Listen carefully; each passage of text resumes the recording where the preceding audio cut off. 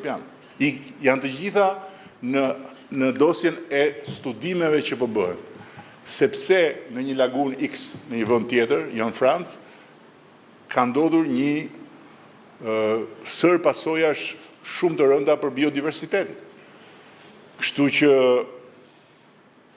arkitekt nga më të mirë të botës, inxhinier nga më të mirë të botës, të hidro, të mjedisit, të gjithë spektrit të problemeve nuk mundet do të mblidhen gjithë bashkë, së bashku me ata investitorë, dhe kompania Power Holding që ja u kam dhënë si adres është kompania që ka bërë rezozhet më luksoze në Maldive dhe në vende shumë të brishta, nuk janë mbledhur që të vinë këtu të hedhin beton edhe të shkatrojnë biodiversitetin. E vetmja gjë që mund të bëjnë, po që këtë nuk kemi se si ta shmangim, është që të shkatrojnë nervat dhe të shkatrojnë komplet imazhin e Sazangurit me shok. Po këtë nuk kemi se si e shmangim dot. Se lek për Sazangurin ata nuk kanë, që t'jemi të qartë.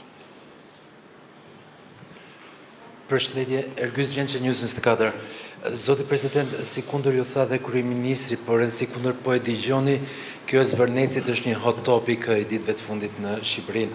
Ndaj, dua t'ju pyes, sa e rëndësishme është transparenca për investimet strategjike në një vend kandidat për antar në Bashkimin Evropian, dhe a mund të ndikojë situata e fundit në Zvërnec, përsa i përket pronave, sidomos në kuptimin e zbatimit të ligjit, sundimit të ligjit, në procesin integrimit Evropian të Shqipërisë. Faleminderit. Well, as you know, in the accession process, Siç e dini, në procesin e antarësimit, ajo që pritet është që Shqipëria të jetë në përputhje të plot me legjislacionin e Bashkimit Evropian për të gjitha fushat përfshirë edhe mjedisin.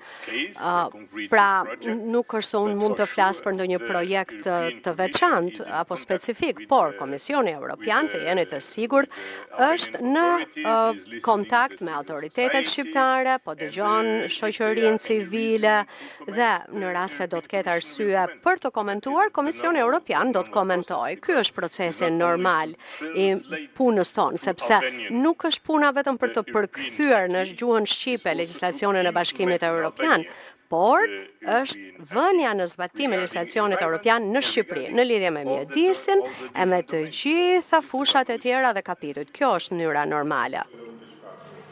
Për transparencën. Transparencën për një proces apo një projekt e kemi detyrë të përbashkët ne, i dashur.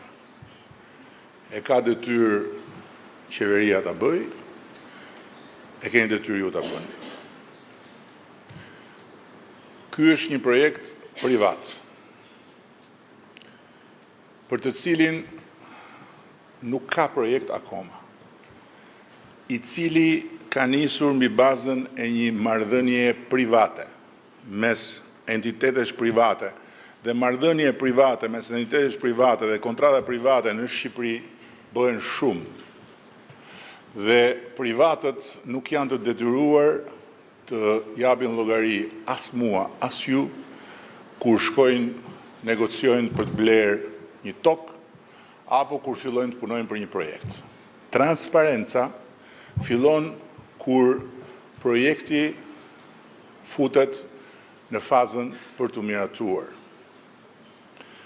Dhe pasi miratohet, kështu që për sa i takon qeverisë, ju nuk keni absolutisht asnjë transparencë për të kërkuar lidhur me këtë projekt, sepse nuk kemi projekt, kemi proces të brendshëm ndërveprimi institucional mes të interesuarve dhe strukturave tona që siç bëjnë me të gjithë zhvilluesit e kësaj republike kanë bërë dhe me këta zhvillues, duke vendosur kushte, standarde etj. etj.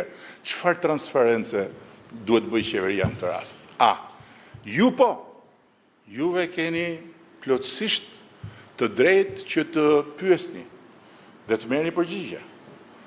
Dhe jo t'i thoni publikut gjysmën vërteta që janë gënjeshtrat më të mëdha, jo të hidhni hije dhe balt mbi investitorë që të gjitha ata që na luftojnë ne këtu, jo të gjitha ata që na luftojnë, po disa nga ata që luftojnë kundër kësaj, do doni t'i kishin për vete.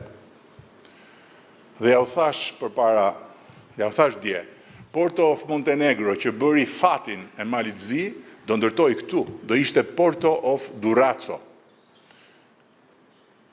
Investitori kanades ka qenë këtu, i ka rënë këtyre dyerve dhe ka ikur sepse nuk ka gjetur dashamirësi, po ka gjetur berber me gëshër në dorë për të prerë biletat. Dhe shkoj e ndërtoj atje. Kështu që mikpritja ndaj investitorëve duhet të jetë fiksim jo imi vetëm, po juaj dhe i çdo kujt, sepse ata janë, si thush, preja në thonjza për cilën luftojnë të gjitha vendet. Si të marrin më shumë investitor, si të krijojmë më shumë klim. Klima e biznesit është problemi kryesor që kanë gjithë vendet. Si u bë ka kjo punë me balt, edhe me hile, dhe me pabesira, edhe me gënjeshtra? Nuk bëhet. Kështu që për transparencën në raport me ju, pyesni dhe do merrni përgjigje. Ti the investime strategjike, nuk është investim strategjik, s'ka bërë kërkesë për të bërë investim strategjik akoma, mund ta bëjnë, nuk ka bërë asnjë kërkesë për të bërë investim strategjik. E di pse? Sepse mbas ata nuk kanë nevojë fare për këto incentivat tona. Do sjellim 4 miliard euro në Shqipëri, i dashur. Me ato 4 miliard euro do bëhet një Shqipëri më e mirë. Dhe edhe pronari yt do të deklaroj pastaj rrogën që t'jep ty dhe rrogën që jep tjerëve, mbase. Kështu që shikoni këtë gjë pak më gjerë, transparencën ta bëjmë të plot për sa na takon. Dhe mbi të gjitha, kjo nuk erdhi sot.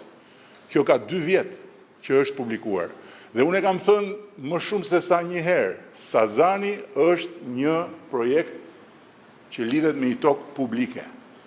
Dhe aty, ne kemi si shtet detyrat tona. Ky është projekt privat. Kur të vi tek ne për të marrë miratimin si gjithë tjerët, to bëhet publik dhe unë ditë them vetëm kaq. Nëse ne do ta realizojmë ashtu siç unë besoj do ta realizojmë, të gjithë juve do jeni shumë krenar si shqiptar kur të thoni që Shqipëria ka një nga destinacionet më spektakolare të gjithë mesdheut. Dakord? Kjo është ambicia. Shumë faleminderit. Dhe sorry, Mr. President, for the hot topic, but what is hot is okay. Për temën e nxehtë, por çfarë është e nxehtë është e nxehtë.